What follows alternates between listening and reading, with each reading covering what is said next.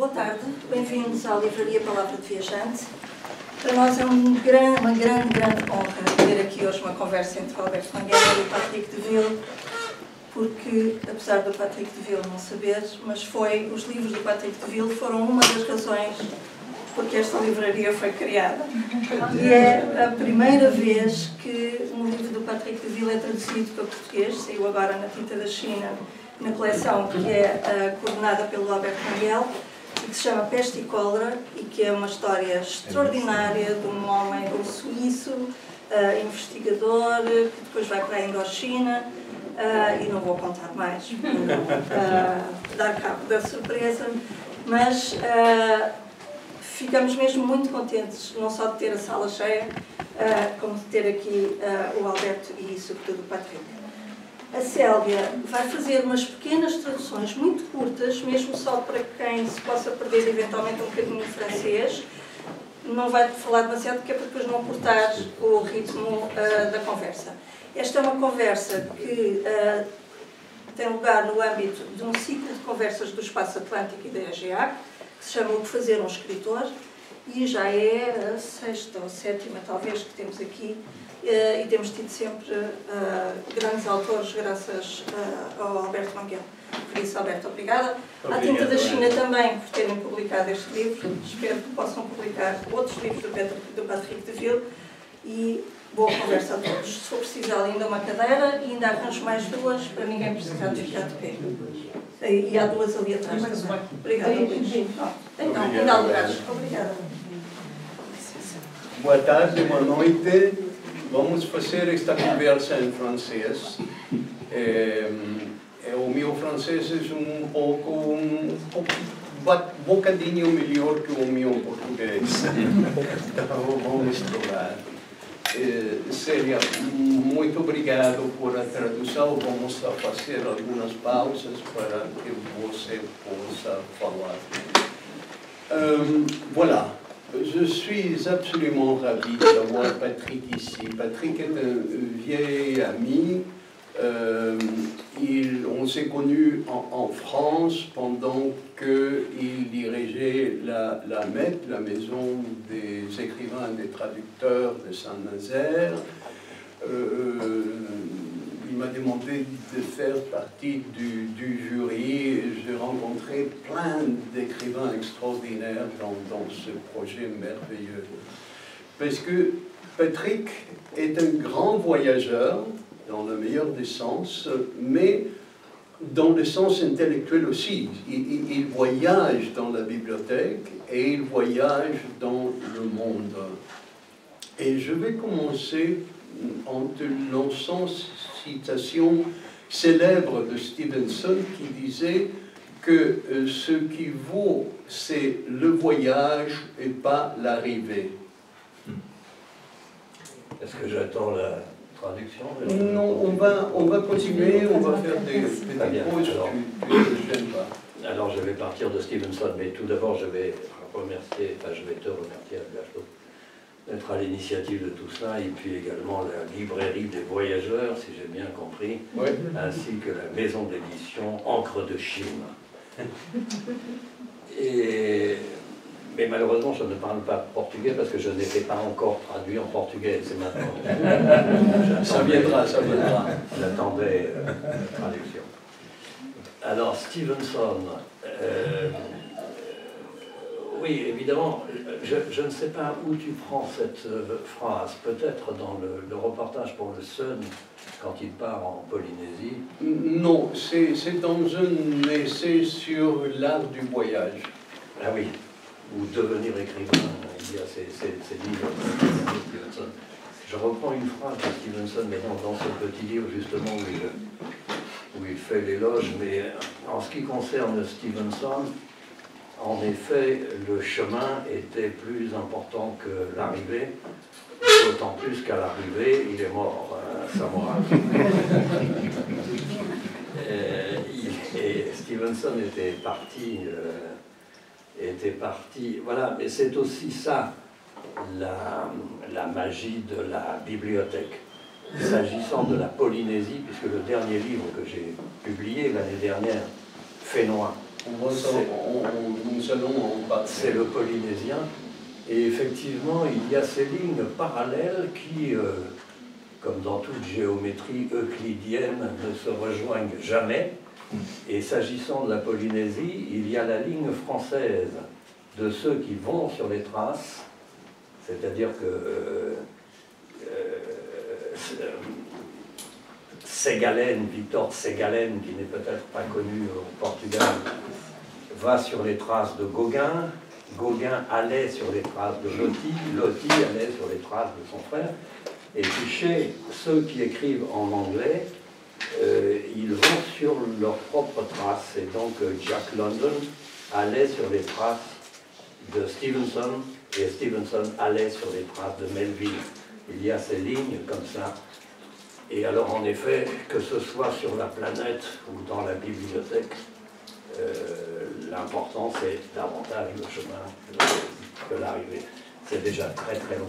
C'est la moitié de la bibliothèque mondiale. Oui, brièvement.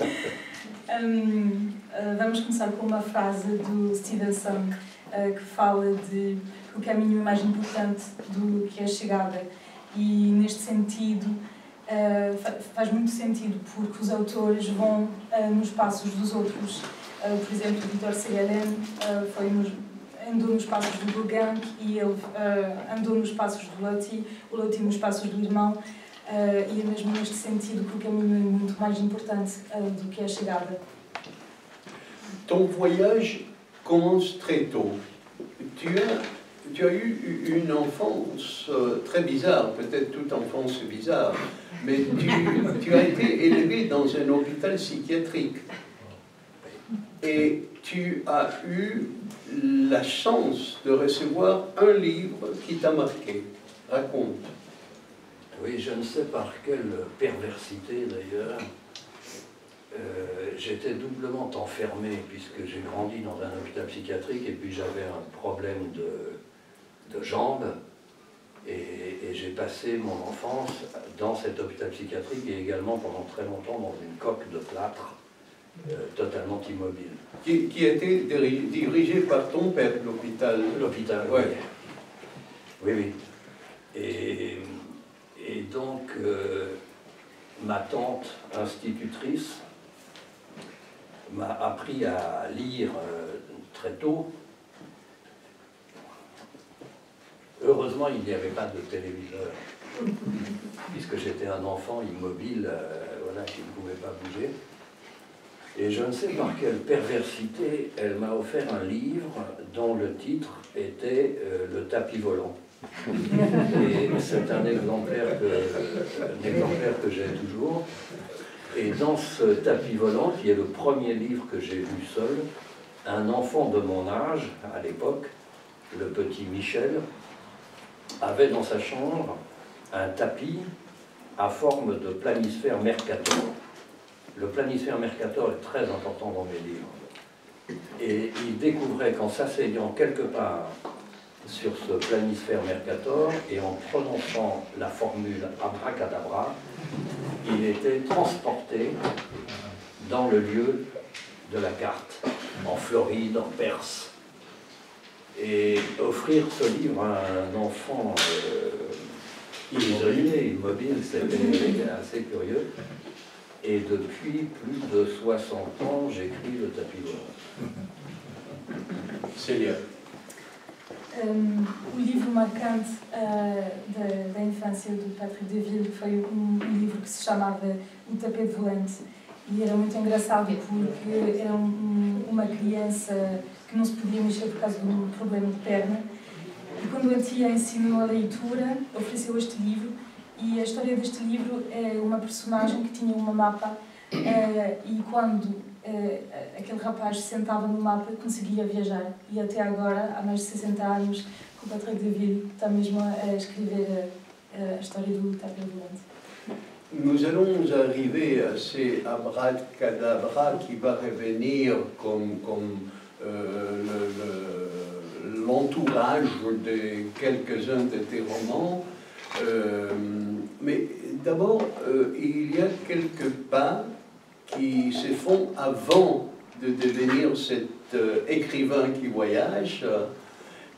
C'est par exemple la découverte de Spinoza qui t'a amené à être enseignant. Quelle histoire bizarre! Oui, ça c'est donc avant, c'est une archéologie. Non, je voulais partir, bien sûr, que tous les enfants, enfin les adolescents veulent partir. Et donc j'ai commencé par travailler aux affaires étrangères françaises. J'ai travaillé au Moyen-Orient et puis en Afrique. Et je pensais, c'était aussi un rêve littéraire. Dans la littérature française, enfin, il y a une connexion très forte entre la diplomatie et la littérature pendant longtemps. J'avais des images d'écrivains diplomates et je pensais continuer ainsi. Encore. Continue, moi je t'arrête. Bon. Et puis donc, j'avais 25 ans, j'étais en Afrique, j'étais dans le nord du Nigeria, et je commençais à écrire de la littérature, je voulais écrire de la littérature. Mais je pensais absolument qu'il fallait, avant d'écrire de la littérature, avoir lu la philosophie. Et Pourquoi ? Je continue à le penser.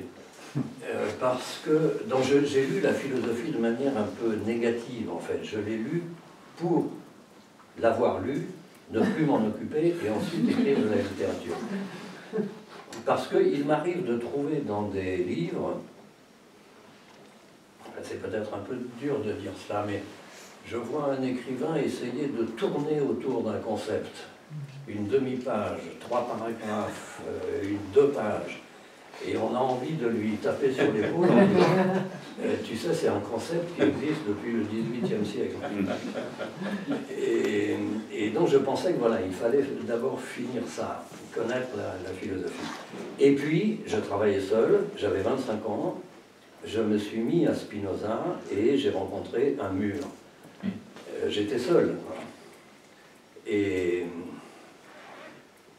je soupçonnais qu'il y avait là quelque chose de magnifique, mais je revenais vers Spinoza comme une tortue des Galapagos sur la falaise avec obstination, et je n'y parvenais pas. Et donc j'ai quitté le Nigeria, j'ai demandé un poste en Algérie, parce que c'est plus proche de la France. Et alors tout ça, c'est les années 80, c'est avant, pour les jeunes, il faut expliquer que c'est avant... C'est le siècle dernier, oui. Internet n'existait pas, voilà, les Zooms n'existaient pas, etc. Et donc en vivant à Alger, je pouvais venir en avion à peu près tous les 2 mois. Je me suis inscrit en philosophie en France, et je venais rencontrer mes professeurs, et j'avais besoin Et puis de fil en aiguille, puisque j'ai fait ça, j'ai laissé tomber les sciences politiques, en fait. Et j'ai passé les examens de philosophie. Et donc j'ai préparé, après, mémoire d'épistémologie des sciences exactes, là, ce qui nous amène un peu à Peste et choléra, parce que ce qui m'intéressait ensuite en philosophie, c'était en effet plutôt l'épistémologie des sciences exactes. Célia. Antes de se tornar escritor viajante, houve a descoberta do Spinoza, que o levou a estudar e ensinar a filosofia. Aos 25 anos foi para a Nigéria e começou a escrever literatura, porque pensava que era preciso estudar filosofia para se tornar um escritor melhor.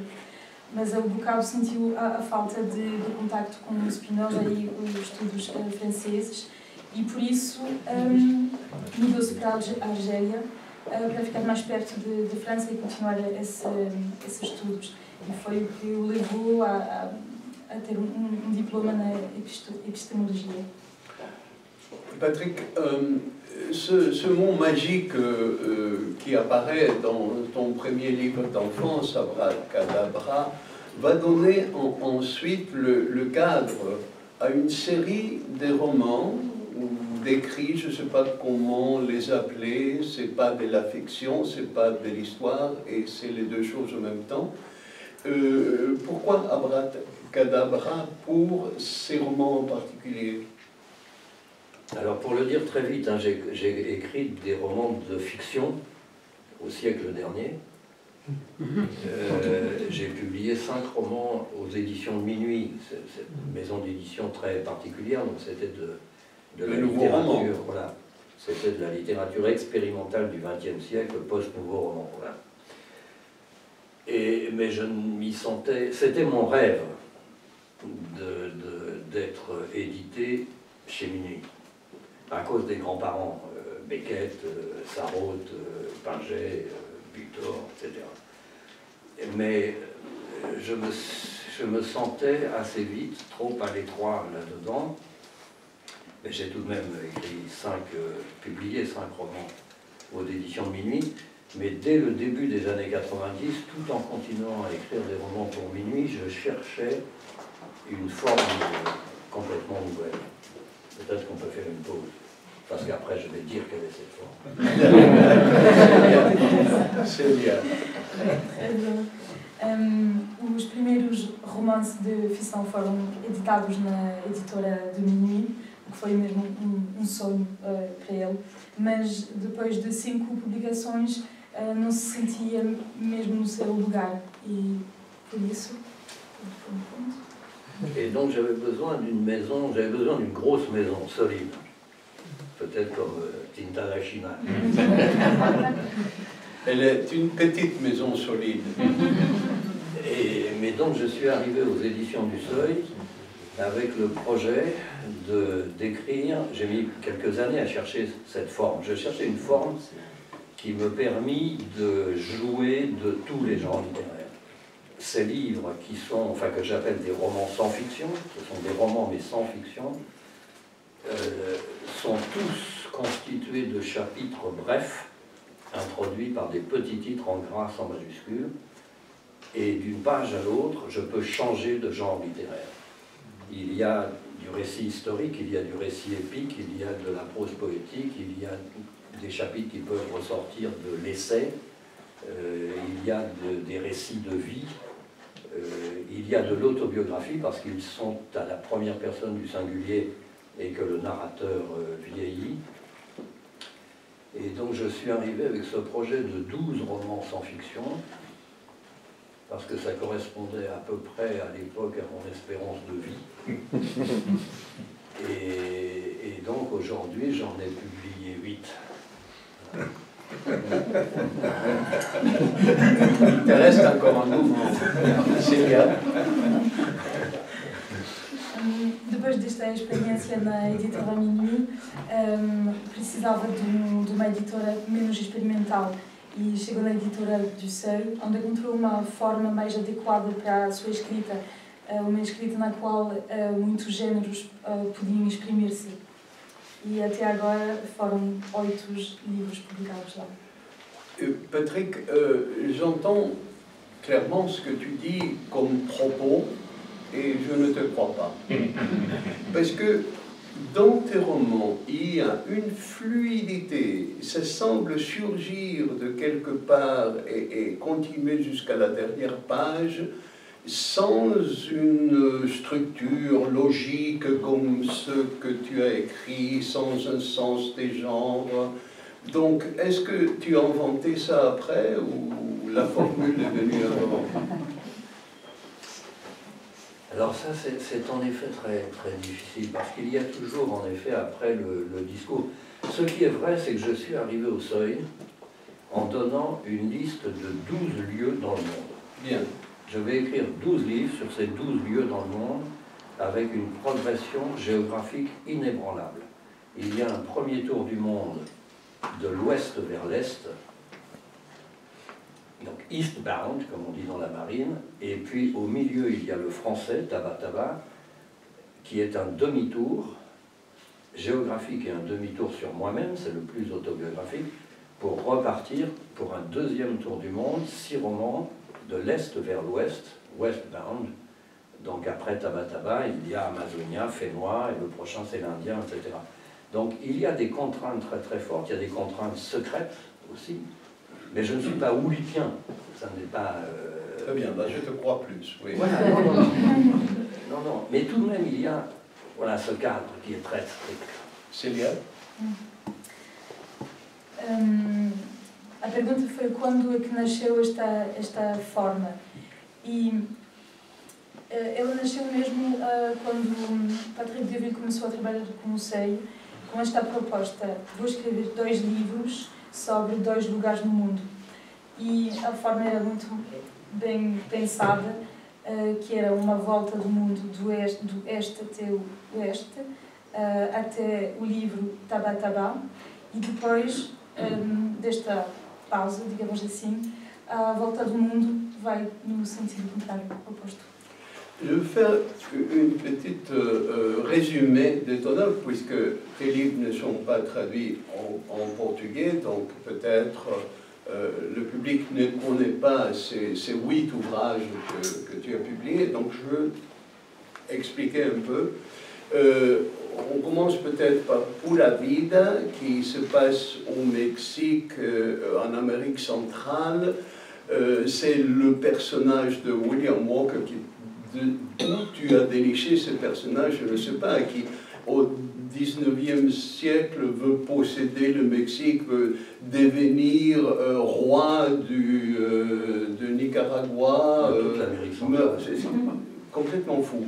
Ensuite, Équatoria, qui est l'histoire du colonialisme en Afrique centrale. Ce personnage Brazza, qui est un peu plus connu, qui a donné le nom à la ville. Mais à chaque fois, il faut dire, tu vas nous parler de ça, il y a des personnages parallèles. Il n'y a pas un protagoniste, comme dans la vie réelle, il y a toujours d'autres qui se sont accouplés, comme tu dis, dans une géométrie non euclidienne. Ils ne se rejoignent pas, mais ils sont là. Ensuite, il y a Kampuchea sur le Cambodge. C'est ce extraordinaire Henri Mouon, qui est un entomologue, non, enfin scientifique. Donc après, il y a Viva, que c'est le Mexique de Trotsky, de Malcolm Lowry. Taba Taba, qui est ton voyage plus autobiographique, parce que ça se passe en France, avec les papiers de ta famille. Amazonia, tu pars en Amazonie avec ton fils Pierre. Peste choléra, que vous allez lire, tu vas nous parler de ça. Elfanois, qui se passe en Polynésie.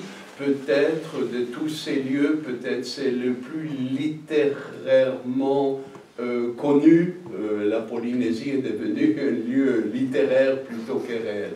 Donc, en cet résumé, je veux te demander où tu déniches ces protagonistes et où tu déniches ces autres gens qui l'entourent. Alors, ce sont des allers-retours entre la bibliothèque et ce que les journalistes appellent le terrain. Pour écrire ces livres, il y a des séjours successifs. Je commence à lire avant, je séjourne, je reviens. Après, tout dépend des livres. Pour la Vida, les archives étaient plutôt à San José de Costa Rica sur William Walker. Parce qu'en France, il n'y avait rien, enfin, il est complètement inconnu.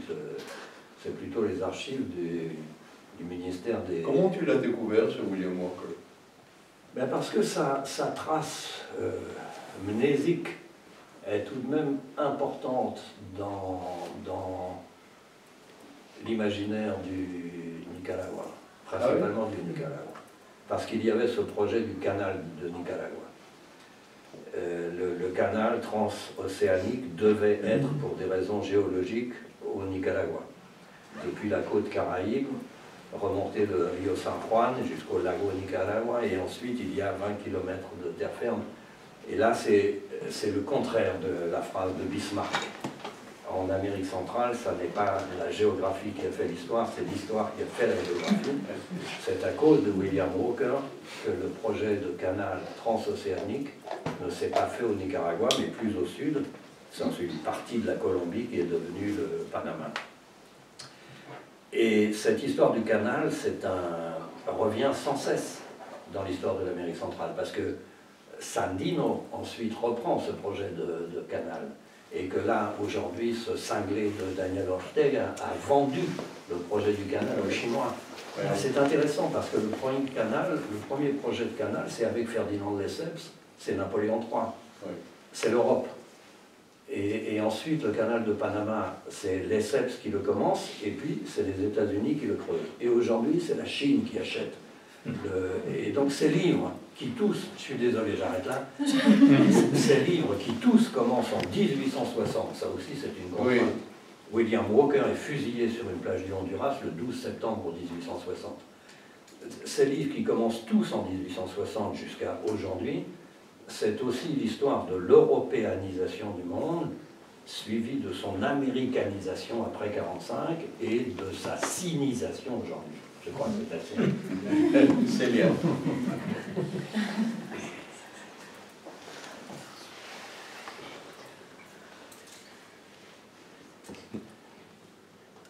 Ok. Très brièvement. Très brièvement. Donc, venimos protagonistas dessas histórias de Equador, Camboja, Amazónia. Mas o processo é mesmo ida e volta entre a biblioteca e o terreno. Primeiro, a leitura, a descoberta dos textos. Por exemplo, no caso do Walker, foi a descoberta da criação do canal que levou a escrever os livros, porque é a história que faz a geografia, não o contrário. E é uma história que ainda é atual, porque é uma história que começou em 1860 e que continua agora. É a história do mundo, da europeanização do mundo, até a americanização do mundo e agora a civilização. Bon, je trouve ça extraordinaire que dans les faits dits réels, tu puisses trouver une date comme 1860 et que tous tes romans, toutes tes vraies histoires partent de cette date-là. Il y a quelque chose de presque mystique dans cette idée.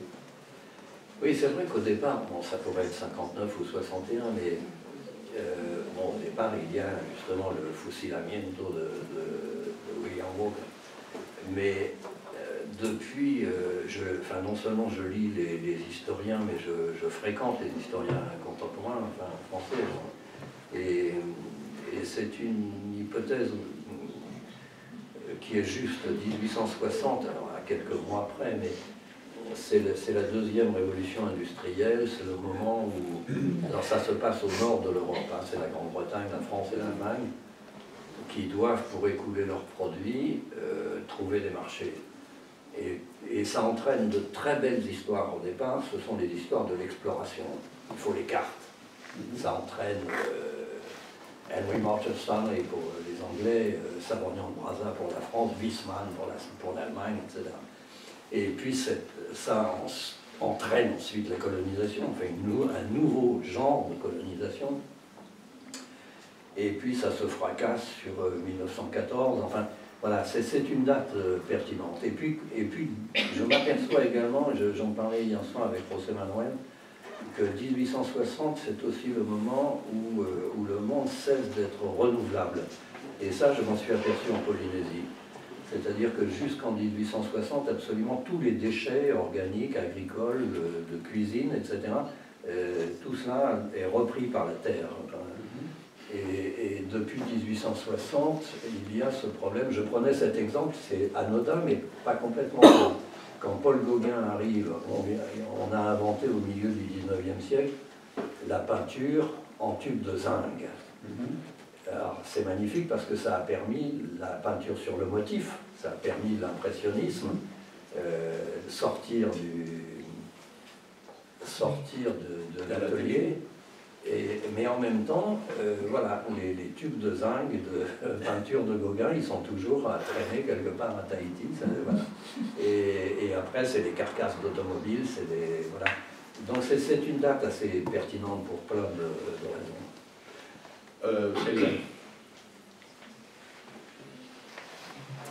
há um certo aspecto místico, no sentido em que tudo começou na obra de Patrick Deville em 1860, porque frequentando historiadores franceses, ele reparou que esta data faz muito sentido porque é a segunda industrialização e também que levou à colonização, que cria histórias incríveis. E também foi a data no qual o mundo encheu-se de lixo, que as coisas deixaram de ser reutilizadas. Une des choses que je trouve le plus extraordinaire en te lisant, c'est cette ouverture, cette explication du monde. On lit l'histoire, la géographie, et je n'ai jamais senti qu'elle est devenue si vivante qu'en te lisant. Oui, dans mon adolescence, c'était Jules Verne, mais maintenant, c'est toi. Et donc, pour revenir à ces personnages, tu as parlé un peu de William Walker. Brazza? Alors Brazza, je voulais écrire donc cette traversée équatoriale de l'Afrique, de Sao Tomé et Principe à Pemba et Zanzibar, de l'Atlantique à l'Indien. Et j'étais parti sur le plus petit coup d'État du monde, dans le plus petit pays du monde, c'est le coup d'État un peu presque une farce à Sao Tomé et Principe, à ce moment-là, quand j'avais commencé à séjourner à Sao Tomé. Et puis il y a eu, en fait, le sujet m'a été offert par Denis Sassou Nguesso, le président du Congo, qui a eu cette idée complètement farfelue d'aller déterrer Savorgnan de Brazza pour la 3e fois depuis sa mort. Brazza a été vraisemblablement empoisonné par les compagnies coloniales. C'était un explorateur anticolonialiste. Il a d'abord été enterré au cimetière du Père-Lachaise à Paris, non, d'abord à Marseille, puis ensuite on l'a emmené au Père-Lachaise à Paris, il a eu des obsèques nationales. Ensuite, sa femme l'a déterré pour l'emporter à Alger, parce qu'elle vivait à Alger. Et en 2006, Denis Sassou Nguesso, le président du Congo, a décidé d'élever un mausolée à Brazzaville. Donc le vrai voyageur, même après ça. Oui, complètement à rebours de l'histoire. Un mausolée pharaonique sur le bord du fleuve Congo, avec tous les scandales qu'on imagine.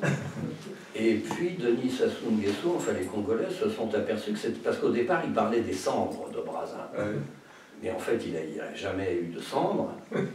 Et donc je suis parti à Alger, enfin je suis retourné à Alger pour interroger, savoir comment ça se passait à Alger. J'ai rencontré l'entreprise responsable des pompes funèbres, parce qu'il fallait extraire Savorgnan de Brazza du caveau familial, sa femme et ses 3 enfants. Il ne pouvait pas les séparer.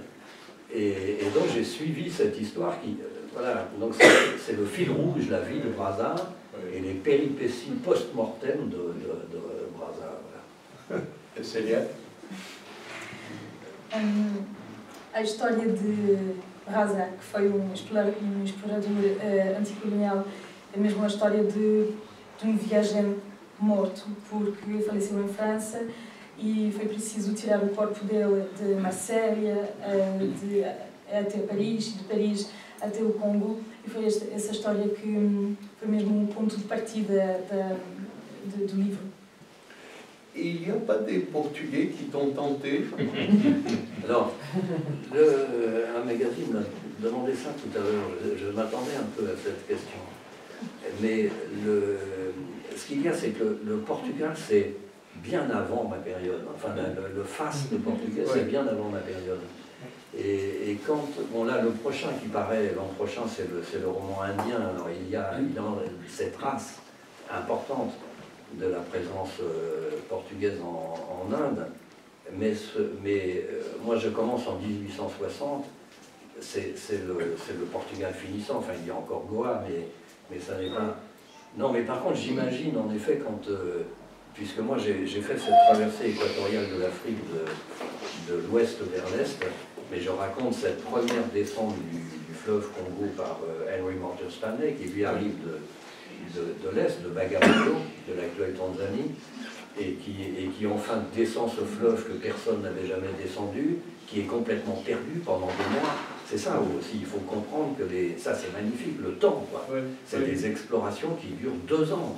Ouais. Et au bout de 2 ans de tous ces morts, ces histoires, etc., il descend enfin l'embouchure du fleuve Congo, et là, il voit des églises portugaises du XVIe siècle en Angola. C'est comme un voyage dans le temps absolument incroyable. Mais par contre, de personnages, pour l'instant, non, mais peut-être, voilà, le dernier, le 12e, je veux faire un livre européen. Le projet, c'est le livre européen depuis la Suisse. Écrire l'histoire d'Europe vue de la Suisse est un bon point d'observation fiscale aussi. Célia. Ainda não escrevi uma história sobre Portugal porque a data de partida é 1960 e então é uma época mais antiga em relação à obra de Patrick de Ville. Mas também há essa... Quero falar da traversée equatorial, que são explorações de mais de 2 anos, então uma ligação com o tempo que é incrível e muito importante na obra dele, até porque nesta travessa ele consegue encontrar igrejas portuguesas em Angola, mas no próximo livro dele, este livro vai contar a história da Europa a partir da Suíça, importante da Suíça. Henri Mouot. Alors justement, là-dedans, dans ce livre Kampuchea, où je reprends 1860, Henri Mouot, c'est un scientifique français qui cherche des papillons, des coquillages, et qui redécouvre par hasard les temples d'Angkor dans la forêt. Mais avant lui, ils avaient été retrouvés par des Portugais. Mais on ne les a pas crus, ces Portugais. Personne ne les a crus. Parce que l'apogée de la civilisation angkorienne, c'est le XIIe siècle. Cette civilisation est tombée, les temples ont été abandonnés, mangés par la forêt, ce sont ces images magnifiques des racines de fromager, etc. Et Henri Mouot, qui cherche des papillons, des coquillages, se cogne la tête et découvre dans la forêt Mais avant, des Portugais avaient relaté la redécouverte des temples d'Angkor, mais ils n'avaient pas de matériel scientifique pour préciser à quel endroit c'était, comment y aller, etc. Et ces malheureux Portugais, on ne les a pas crus. Et Henri Mouot, lui, enfin c'est tragique, puisque Henri Mouot, et là encore ce sont des hasards extraordinaires, parce que Henri Mouot, en 1860, tombe dans la forêt sur les temples d'Angkor, continue son chemin vers le Laos, Luang Prabang, et puis meurt, disparaît. Et des années plus tard, on retrouve ces carnets, ces relevés scientifiques, et c'est là, ça revient en France plus tard. Ce sont des Laotiens qui trouvent ça, c'est extraordinaire. Dans un alphabet inconnu, une langue inconnue, mais ces Laotiens se disent peut-être que ça vaut de l'argent. Enfin, voilà. Et finalement ces carnets arrivent en France et sont édités. Et d'un coup, il y a en France la vogue des temples d'Angkor. Parce qu'en France, c'est le Second Empire, c'est Napoléon III, et les temples d'Angkor deviennent, pour Napoléon III, les pyramides pour tonton Napoléon Ier, et c'est le moment, évidemment, de la colonisation du Cambodge, de la guerre contre le Siam, et de l'installation de la colonie de Cochinchine. Célia? Quando o explorador Henri Mouot descobriu na floresta os templos de Angkor, ele estava à procura de borboletas e conchas. Na verdade, não foi o primeiro a descobrir o templo. Houve portugueses que já tinham descoberto isso tudo, mas ninguém acreditou, né, nesta descoberta. Mas como ele acabou a vida dele no Laos, os escritos foram descobertos lá e chegaram só depois, muitos anos depois, em França. On va s'arrêter 2 minutes parce que je veux arriver absolument à Peste et Choléra. Sur les 2 romans qui ont un côté autobiographique, celui de ton parcours en France et celui du voyage en Amazonie avec ton fils. Oui, alors d'un mot, dans Taba Taba, le titre, c'est que dans cet hôpital psychiatrique, il y avait un malade mental qui était mon meilleur camarade, qui était un adulte, qui n'avait plus à sa disposition, il était amnésique et il avait ces 2 syllabes, Taba Taba. Et donc toute la journée, il prononçait et il m'a donné ce goût de l'alexandrin. C'est-à-dire que toute la journée, il prononçait Taba Taba Taba, Taba Taba Taba, avec la position basse à l'hémistiche. Je suis désolé d'employer des mots. La position basse à l'hémistiche voilà. Et donc, nous avons quitté cet hôpital psychiatrique parce que moi, je m'asseyais à côté de lui, tout petit, et je faisais Taba Taba Taba. Et mes parents ont décidé de déménager.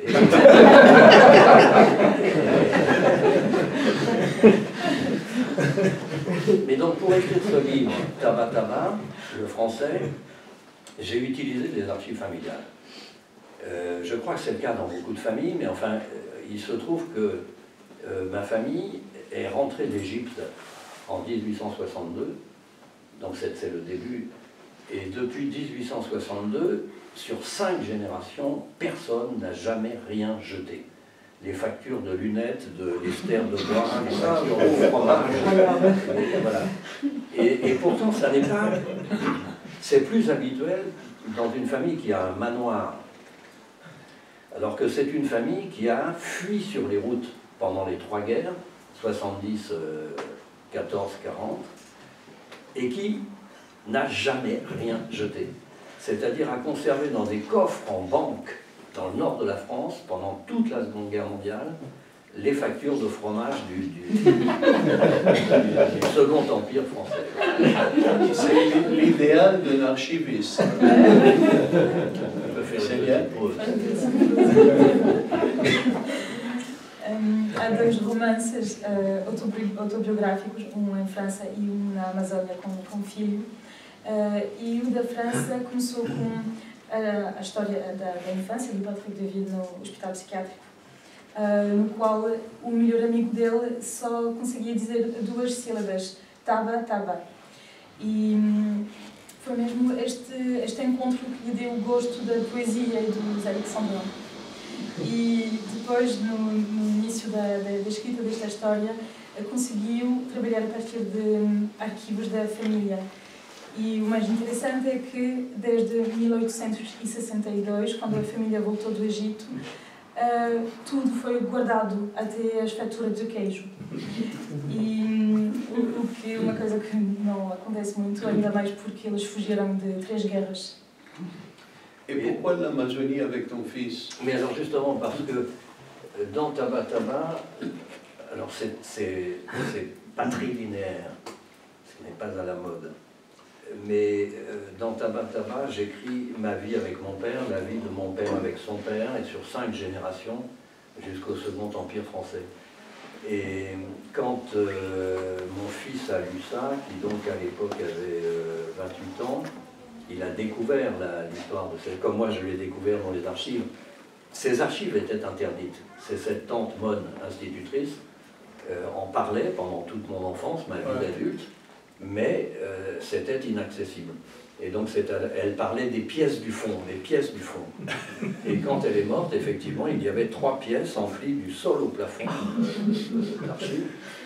Et donc j'ai travaillé avec ces archives, j'ai acheté une automobile et j'ai classé chronologiquement les enveloppes.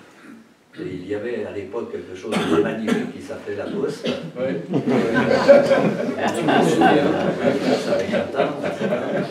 Et donc j'ai classé ça chronologiquement et j'ai acheté une automobile et j'ai relié chronologiquement toutes ces adresses en France. Et grâce à l'armée allemande, cette famille a vécu partout.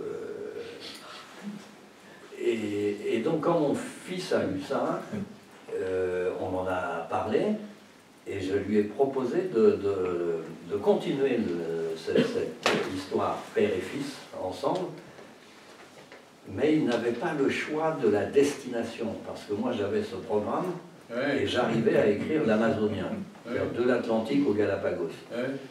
Mais je lui ai proposé de faire avec moi la traversée, c'est l'inverse de Équatorial, dans l'autre sens, et donc nous avons remonté les fleuves, l'Amazone, voilà, jusqu'à puis la cordillère des Andes, Guayaquil et Galapagos, Brésil, Pérou, Équateur. Et donc j'ai écrit le livre différemment parce que j'ai cherché des histoires de père et fils en Amazonie, et évidemment il y en a plein. Ça existe même en Amazonie. Oui, bien, et puis des histoires extraordinaires. J'aime beaucoup ce livre. Célia? O livro sobre a Amazónia com o filho nasceu depois do filho descobrir o livro Taba Taba, que contava a história entre um pai e um filho sobre 5 gerações. E a história foi escrita a partir de arquivos segredos e que não eram acessíveis. E para continuar a viagem, Patrick Deville comprou um carro para viajar através de todas as moradas que estavam descritas nos arquivos. Então propus continuar esta viagem com o filho e sempre à procura de mais histórias entre pais e filhos.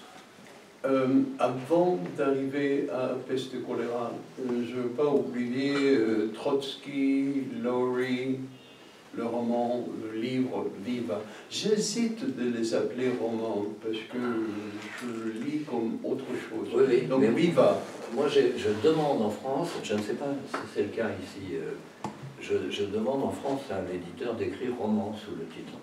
Ce sont des romans sans fiction, mais ce sont pour moi des romans.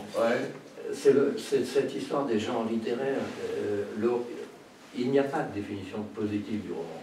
Le roman, c'est ce qui n'est pas autre chose. Et donc, écrire roman, ça veut dire que ça n'est pas du récit, ça n'est pas de la biographie, ça n'est pas de l'essai poétique, ça n'est pas une recherche historique, mais c'est tout ça. Alors, c'est roman.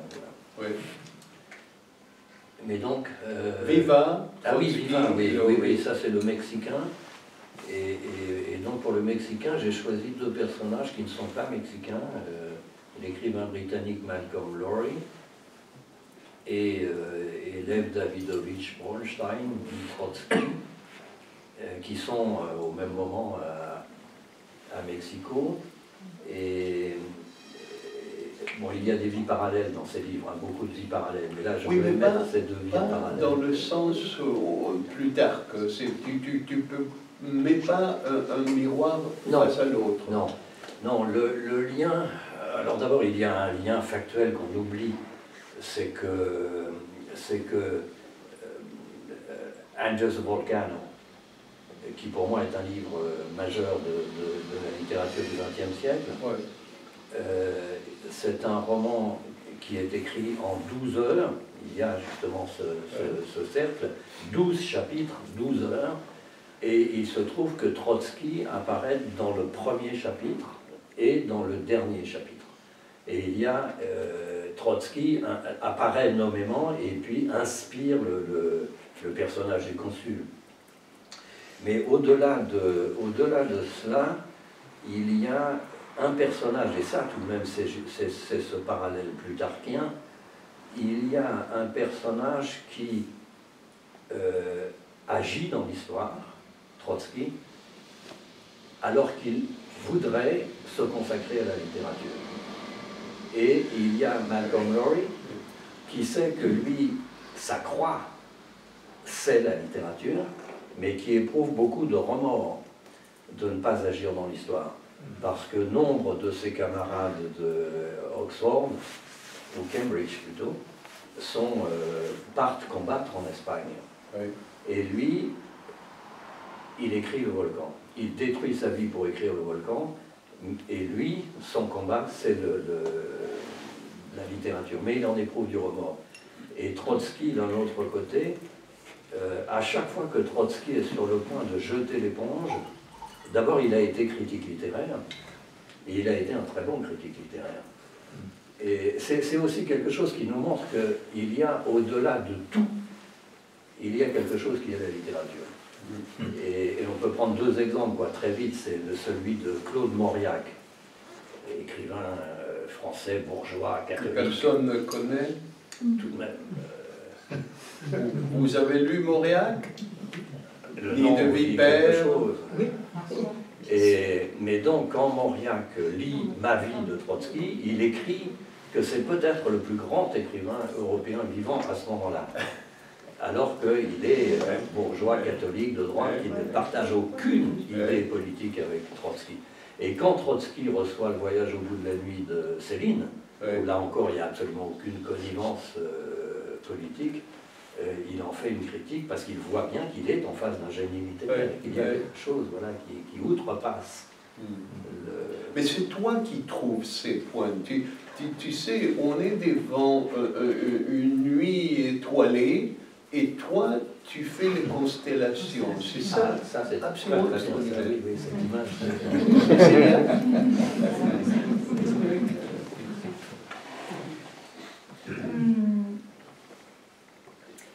Na obra de Patrick Deville é como uma constelação e ele consegue fazer as ligações. Consegue fazer as ligações e até pôr a personagem em espelhos, por exemplo, com o exemplo do Trotsky e do Malcolm Lowry, ou por um lado uma personagem que atua mesmo na história, mas que tem remorso porque prefere dedicar a vida na literatura. E, por um outro lado, outra personagem que tem aqueles remorsos de estar mais na literatura e não a atuar na história mesmo. Nous allons parler de Peste et choléra, puisque c'est ton premier roman en portugais, et j'espère que tu auras la même chance au Portugal que tu as eu en Espagne grâce à José Manuel Fajardo, qui est un écrivain extraordinaire, mais tu as eu la chance qu'il te traduise en espagnol. Oui, c'est bien. Nous savons que la littérature dite étrangère existe à cause des traducteurs, donc j'espère que tu auras cette chance.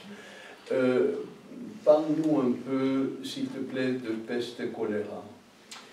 Alors, Peste et choléra, c'est donc le quatrième dans cette série. J'ai découvert Alexandre Yersin, donc j'étais en train d'écrire Kampuchea. Pour écrire Kampuchea, j'ai suivi pendant 3 ans le procès des Khmers rouges à Phnom Penh. Donc je faisais des allers-retours sur zone, comme on dit dans la marine. Thaïlande, Cambodge, Laos, Vietnam, pendant 3 ans. Et puisque je repartais pour ce livre de 1860, je suis parti de Henri Moore, 1860, les temples d'Angkor, et j'ai écrit la vie dans ce livre, Kampuchea, d'un explorateur français qui a été très très célèbre à l'époque, qui était Auguste Pavie. Il y avait la grande mission Pavie. C'est lui qui a tracé la frontière entre la France, la Chine et l'Angleterre, sur place, là-bas. Et j'ai découvert que pendant 3 ans, Alexandre Yersin a été explorateur professionnel payé par la Troisième République. C'est une toute petite partie de sa vie, mais c'est comme ça que j'ai découvert Alexandre Yersin. Célia?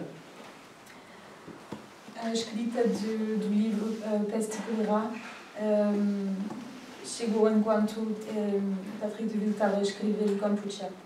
E porque descobriu que durante 3 anos o Yersin foi um grande explorador, e este livro faz parte da mesma saga e o 4º livro desta saga. Et donc Alexandre Yersin apparaît un peu à la fin de Kampuchea, mais pas trop, parce que j'avais découvert, enfin j'avais appris que ces archives étaient à l'Institut Pasteur, dans le 15e arrondissement à Paris. Et donc quand je suis rentré en France, j'ai sollicité de l'Institut Pasteur de pouvoir aller travailler aux archives, parce que cet homme me semblait fascinant. Et j'ai donc Et j'ai donc obtenu l'autorisation, mais je ne suis pas chercheur, je ne suis pas médecin, c'est un peu compliqué. Et j'ai obtenu l'autorisation d'aller faire des heures de bureau aux archives de l'Institut Pasteur et de lire. Et donc c'est un miracle puisque toute sa correspondance, alors professionnelle c'est normal, amicale avec les jeunes pasteuriens de son âge, mais également sa correspondance privée avec sa mère jusqu'à la mort de celle-ci, puis avec sa sœur, tout avait atterri aux archives de l'Institut Pasteur. Et donc j'ai travaillé à partir de ces archives et je suis reparti au Vietnam. Célia? O Yersin aparece no final de Kampuchea e para escrever o Peste e Colera, o Patrick lhe pediu a autorização do Instituto Pasteur de consultar os arquivos para trabalhar sobre a história dele. E havia lá toda a correspondência profissional do Yersin, mas também a correspondência pessoal, até com a mãe e com a irmã. Tu parles une parenthèse de la correspondance avec la mère, la sœur de Yersin. Ça fait penser à Rimbaud et sa mère et sa sœur. Et justement, dans Peste et Choléra, les deux vies parallèles que c'est bien sûr Alexandre Yersin et Arthur Rimbaud. Et là encore, pour mettre ces vies en parallèle, il faut qu'elles soient différentes, sinon ça n'a pas d'intérêt, mais il faut qu'il y ait des connexions. Ouais. Et entre Yersin et Rimbaud, bon, d'abord ils sont contemporains, Ouais. mais c'est l'énigme du génie. Alexandre Yersin est un génie scientifique que Pasteur veut absolument garder auprès de lui et qui sans arrêt claque la porte et s'en va. Et Rimbaud est un génie poétique que voilà, tout le monde attend. Enfin, il tue les Parnassiens, il tue l'Alexandrin français, il écrit le bateau ivre. C'est 100 Alexandrins qui tombent majestueusement comme des blocs. Et après, c'est mort l'Alexandrin français. Et puis dans Yersin, à la fin de sa vie, à la fin de Peste et Choléra, il en a fini avec toutes ces entreprises scientifiques magnifiques de botanique, de bactériologie, etc. Il finit sa vie en traduisant les Grecs et les Latins. Et Rimbaud, la première œuvre de Rimbaud, qui est magnifique, c'est un très long poème en alexandrin latin. Et par contre, le deuxième Rimbaud, le Rimbaud d'Abyssinie, c'est Yersin. Oui. C'est-à-dire qu'il constitue une bibliothèque uniquement scientifique. Il n'y a pas de poésie. Il commande des ouvrages de menuiserie, de maçonnerie, d'optique. Tous les deux développent la photographie. Enfin voilà, il y a... Pardon. Célia.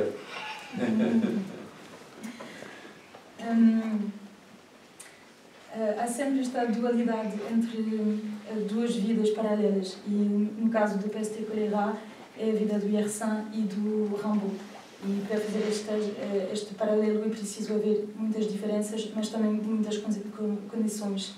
E o ponto comum dos dois homens, o cientista e o poeta, e o gênio dele. E Yersin, por exemplo, no final da vida, acabou com a ciência e começou a traduzir textos romanos e latinos.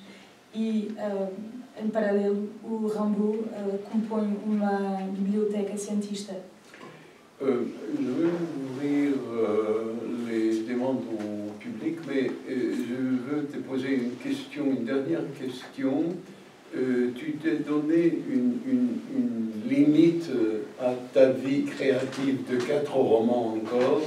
Peux-tu nous dire un petit peu sur les 4 livres à venir ou tu préfères ne pas? Non, pas du tout. C'est juste qu'ils sont en vente par souscription.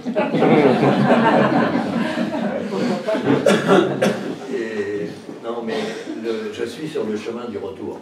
Ouais.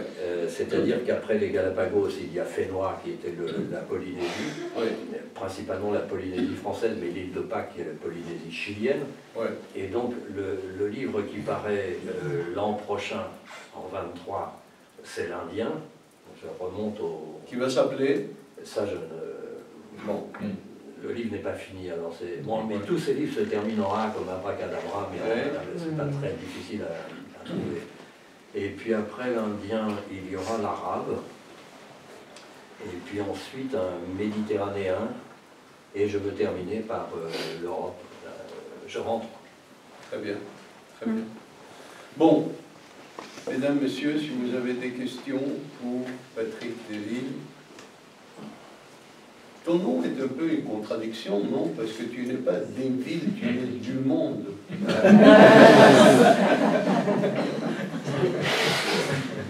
Et donc, mais de toute façon, là, le problème ne se pose pas, puisqu'il n'y a que peste et choléra.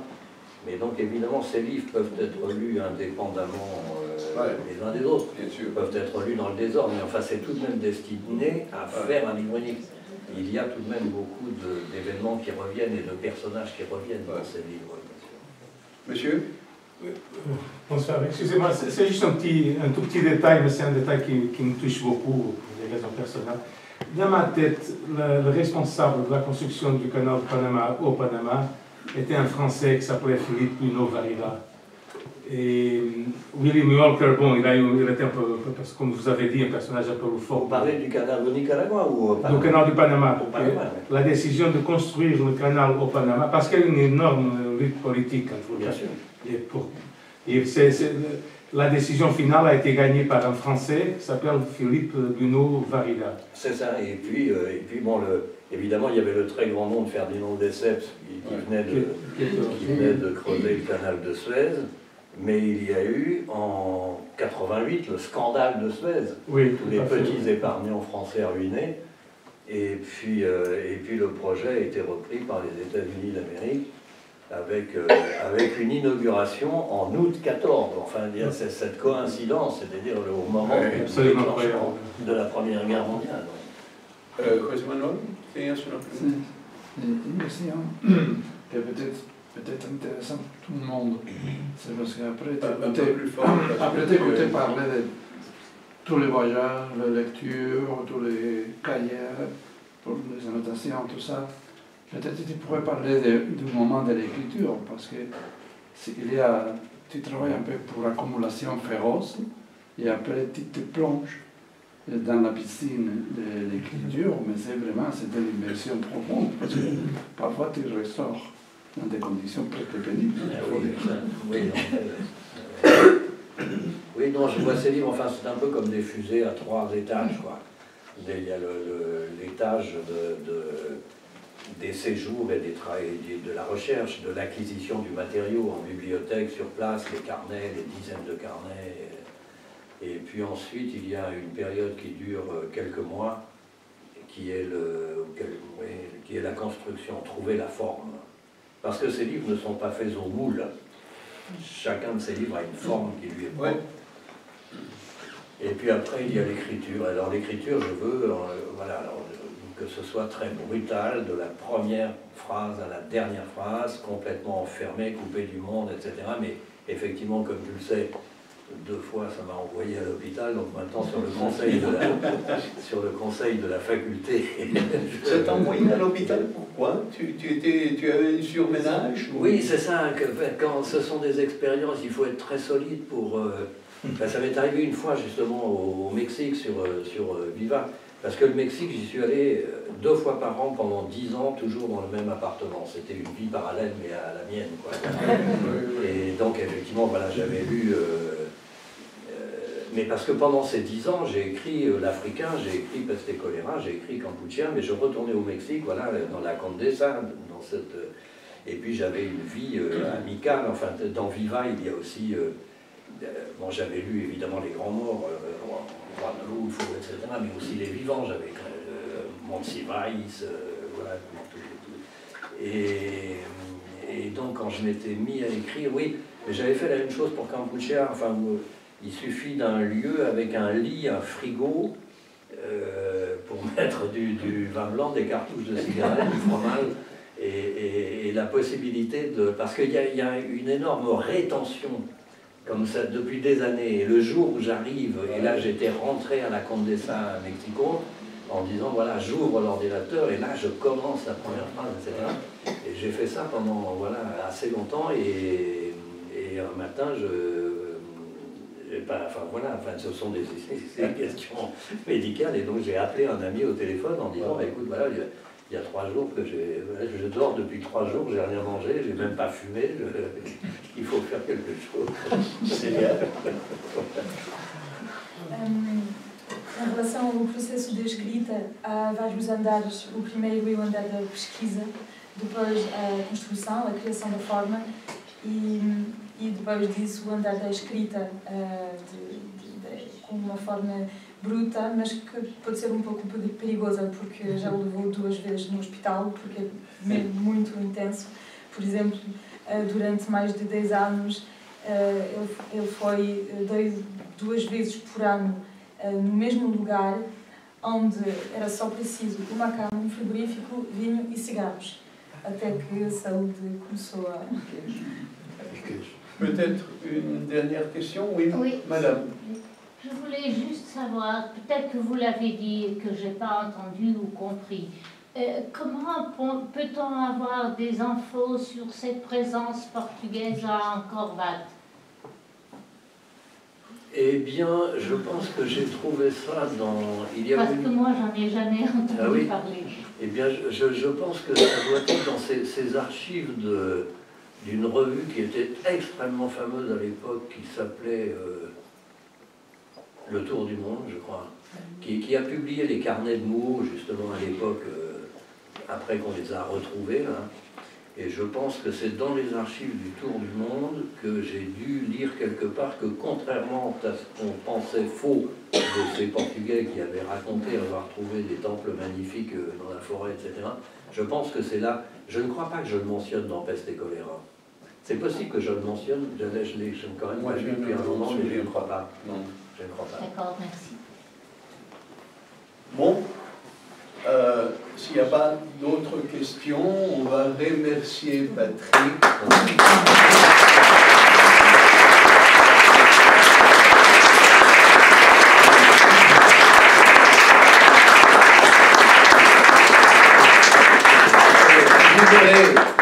Vous avez de la chance, vous ne l'avez pas lu, vous allez découvrir tout un monde extraordinaire. Et je vous souhaite un bom voyage. Merci beaucoup. Só para dizer, antes de saírem, a Ana da Pastanaga, que é um restaurante aqui perto de nós, maravilhoso, deixou aqui umas delicatessen que temos de provar. Obrigada. Là où nous allons dîner, là.